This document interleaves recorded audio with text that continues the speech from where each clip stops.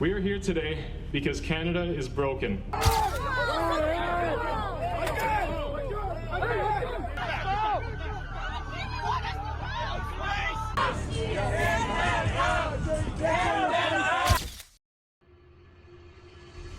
Hello everyone, this is Alim from Economic Concept. Welcome back to the channel. Today we are unpacking a rapidly evolving situation that's drawing global attention, escalating tensions in Canada, where authorities have launched a strategic operation targeting radical Islamist groups accused of inciting widespread unrest.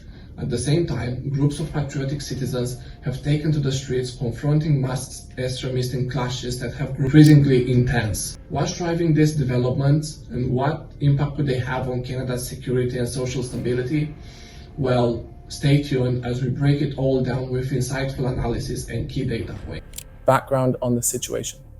The current crisis in Canada began to unfold in recent months as a series of public demonstrations and clashes involving radical Islamist groups increasingly disrupted local communities. Canada has long been regarded as a peaceful and tolerant nation, but recent events suggest that deep societal divides are emerging. Reports indicate that in major cities such as Toronto, Vancouver, and Montreal, groups affiliated with radical Islamist ideologies have been involved in activities ranging from public confrontations to the spreading of extremist propaganda. Intelligence reports and government sources estimate that radical Islamist groups have been growing in influence across the country, causing increasing concern for national security. The situation has escalated, with protests turning violent, particularly on Canada Street, a symbolic location where national pride and unity are celebrated. These protests, often involving masked demonstrators, have led to significant property damage, disruptions, and rising tension among citizens. The government's response: arrests and crackdowns.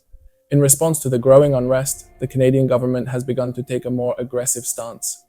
Recent data shows that there has been a marked increase in arrests linked to radical Islamist groups. According to the Royal Canadian Mounted Police (RCMP), over 250 individuals with ties to extremist factions have been detained since the beginning of this operation.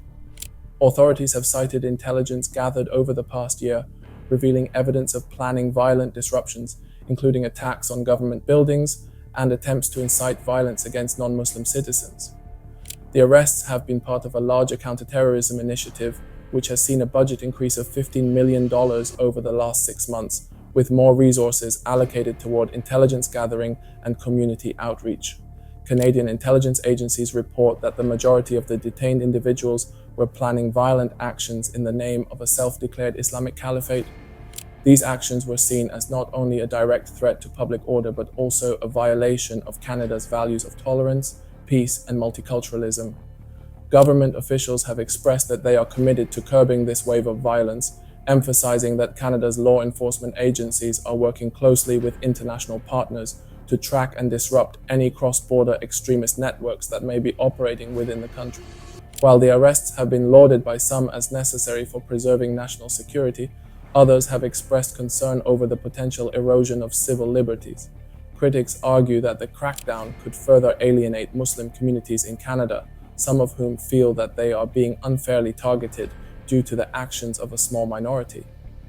The rise of patriot groups, clashes on Canada Street.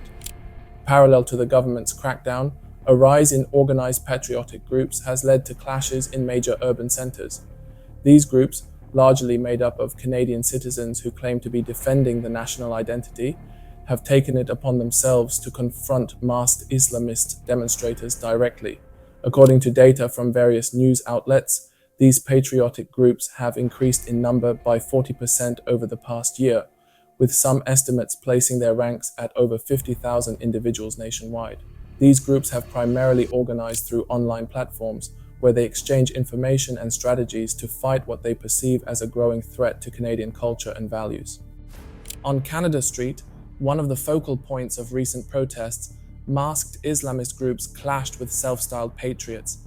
Witnesses and video footage from the scene show violent confrontations, with individuals throwing punches and projectiles, and some reports suggest that weapons were used in certain instances. Over the last month alone, police have intervened in over 15 large-scale clashes between these groups, often resulting in injuries to both civilians and law enforcement officers. The tension on Canada Street has become so intense that local authorities are considering imposing curfews in an attempt to restore order. Public opinion and polling data. Polling data from the Angus Reid Institute, one of Canada's leading public opinion research firms, reveals that the Canadian public is divided on the issue of how to handle the situation. According to their most recent survey, 58% of Canadians support the government's actions in arresting individuals linked to radical Islamists, citing concerns about national security and the protection of Canadian values. On the other hand, 32% of respondents believe that the government's crackdown is disproportionately targeting Muslim communities, arguing that it could lead to greater social division. Among this group, there is a strong sentiment that the authorities should focus more on community engagement and dialogue rather than arresting individuals who may not have committed any crimes yet. When it comes to the actions of patriotic citizens, the polling data is even more divided.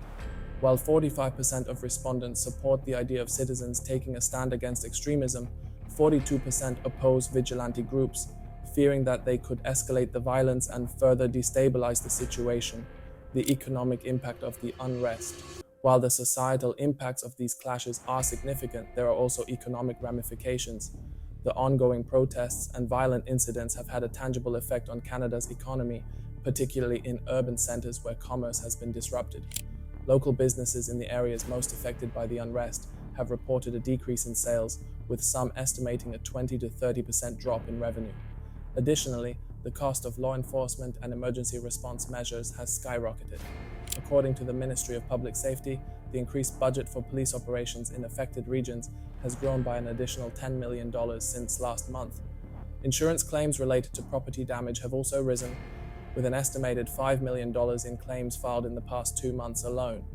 Economic analysts suggest that if the situation continues, it could impact Canada's GDP growth for the quarter as disruptions in local economies ripple out to broader markets.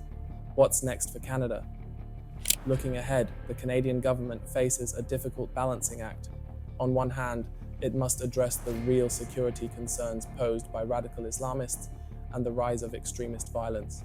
On the other, it must ensure that the rights of Canadian citizens, particularly minority communities, are not infringed upon in the name of national security.